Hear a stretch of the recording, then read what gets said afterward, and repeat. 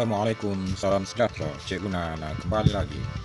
Dalam video kali ini kita akan membincangkan pelajaran matematik SPM, graf gerakan bahagian yang pertama.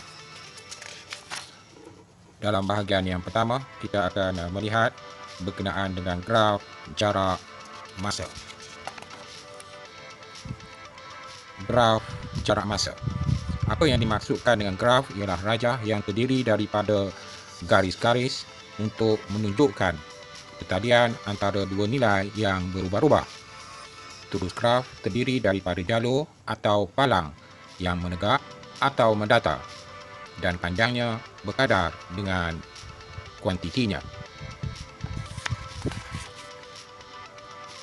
Jarak ialah jumlah panjang lintasan yang dilalui oleh sesuatu objek. Unit SI bagi jarak ialah meter. Masa pula ialah tempoh, berapa lama yang diambil antara dua peristiwa berlaku. Unit SI bagi masa ialah saat.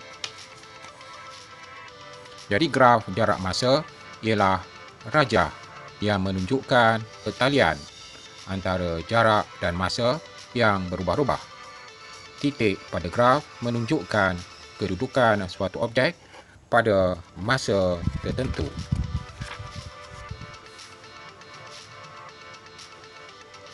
Dalam melukis graf jarak masa, maklumat yang diperlukan ialah sama ada jadual nilai bagi jarak masa yang menunjukkan pasangan nilai bagi jarak pada masa tertentu, ataupun sekiranya kita ada persamaan yang menghubungkan antara jarak dan masa.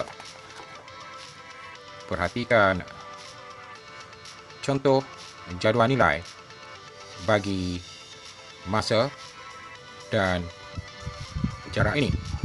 Jadual ini menunjukkan kedudukan suatu objek pada masa yang tertentu. Pada masa kosong, jaraknya 0 meter. Pada masa 1 saat, jaraknya adalah 2 meter. 2 saat, 4 meter. 3 saat, 6 meter. 4 saat, 8 meter.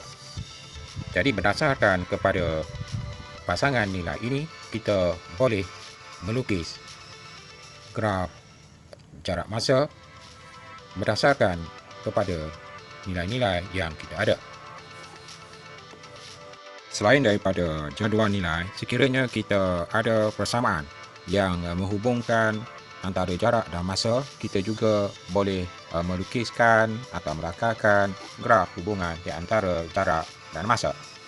Contohnya, katakan kita ada suatu hubungan yang menunjukkan hubungan antara jarak dan masa. Persamaan yang diberikan, D sama dengan 2T, di mana J adalah jarak dan T adalah masa. Kita boleh lakarkan graf ataupun lukiskan graf yang berkenaan.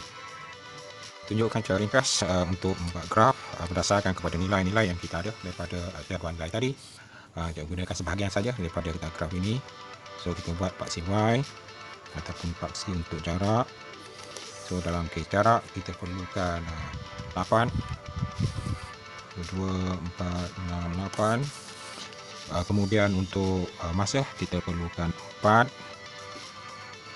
Kita buat paksi untuk masa.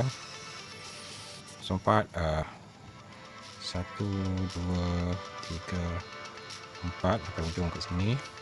Okay, kemudian sini adalah asalan. Untuk jarak kita ada 8, saya gunakan sini 2, 4, 6, 8. Okay, kemudian kita pelotkan titik-titik menyebabkan 0, 0, 1, 2, 2, 4, 3, 6 dan 4, 8. Kemudian kita sambungkan titik-titik yang berkenaan untuk mendapatkan graf yang kita kendaki.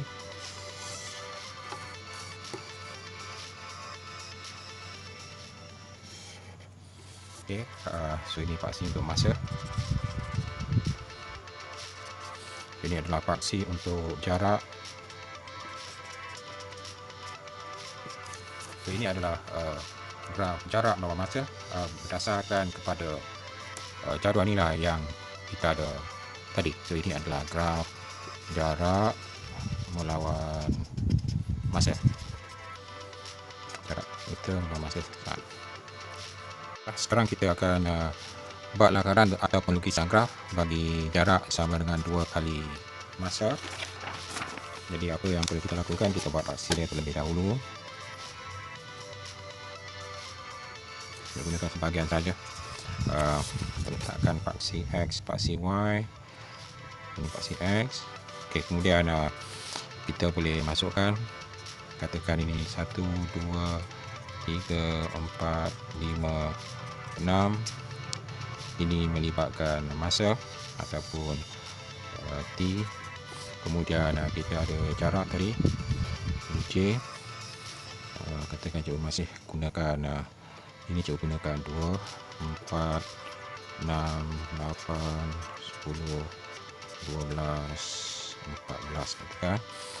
Okey, kemudian kalau kita ada J sama dengan 2T, kita gantikan nilai. Kalau sekiranya T kosong, J akan jadi kosong.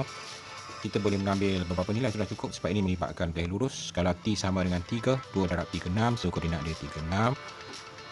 Kalau 6, 2 darab 6 adalah 12. So 6, 12. Sekarang kita sambungkan. Dia akan mengikut garis lurus yang melalui asalan.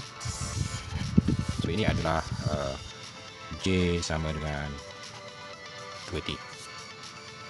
Kedudukan suatu objek boleh ditunjukkan dengan menggunakan dua kuantiti, iaitu jarak ataupun sesaran. Jarak ialah lintasan yang dilalui oleh suatu objek, sementara sesaran adalah kedudukan relatif suatu objek dari satu titik rujukan. Sekiranya kita ada graf jarak dan masa, terdapat beberapa maklumat yang kita boleh ambil daripada graf yang berkenaan. Dalam contoh yang cikgu berikan di sini, ini secara umum kita ada graf jarak masa, dan perhatikan bahawa titik yang berada di atas garis ini, katakan ini adalah D1, S1. Koordinat ini menggambarkan bahawa pada masa S1, objek berada pada kedudukan D1.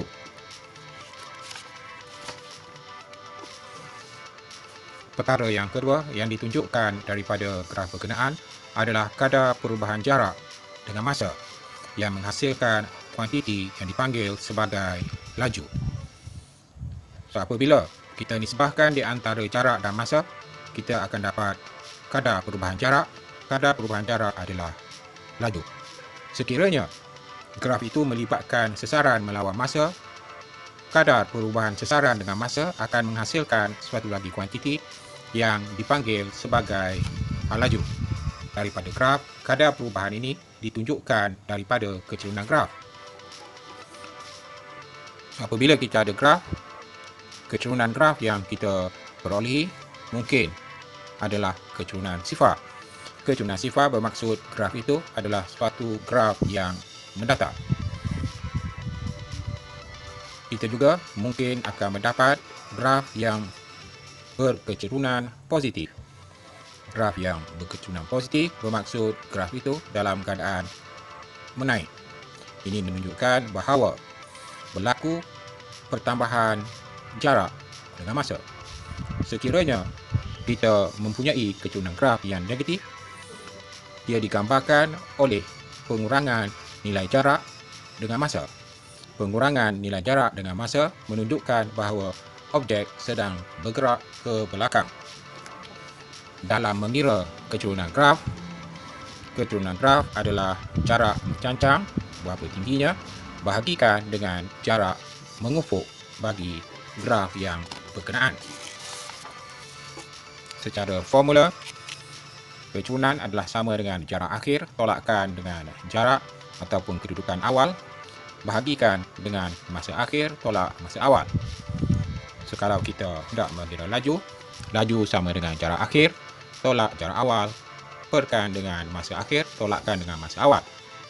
Kalau sekiranya kita hendak mengira hal laju, dia adalah sesaran akhir tolak sesaran awal, bahagikan dengan masa akhir tolakkan dengan masa awal. So, laju purata adalah sama dengan jumlah jarak bahagikan dengan jumlah masa. Laju purata ialah jumlah sesaran bahagikan dengan jumlah masa. Saya rasa para pelajar masih ingat kita pernah menggunakan formula ini, segitiga. Ini menunjukkan bahawa laju sama dengan jarak bahagi masa, hal laju sama dengan sesaran bahagi masa. Jadi kalau menggunakan segitiga ini, kita nak dapatkan jarak, dia adalah laju darab masa. Nak dapatkan masa, jarak bahagi laju. Begitu juga dengan sesaran. Kalau sekiranya kita ada formula laju sama dengan jarak bahagikan dengan masa. Nak dapatkan jarak, masa bahawa sebelah kiri, jarak sama dengan masa darabkan dengan laju.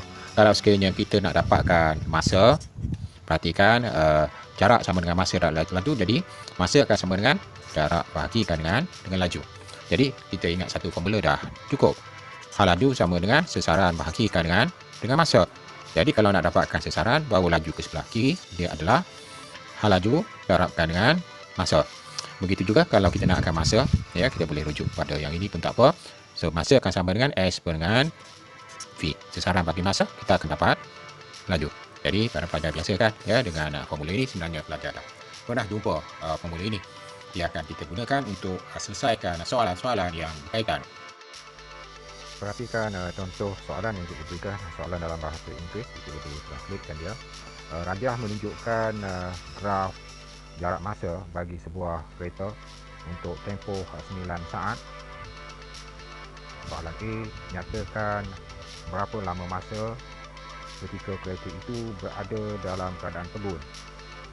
B pula, kirakan laju purata kereta dalam 4 saat yang pertama.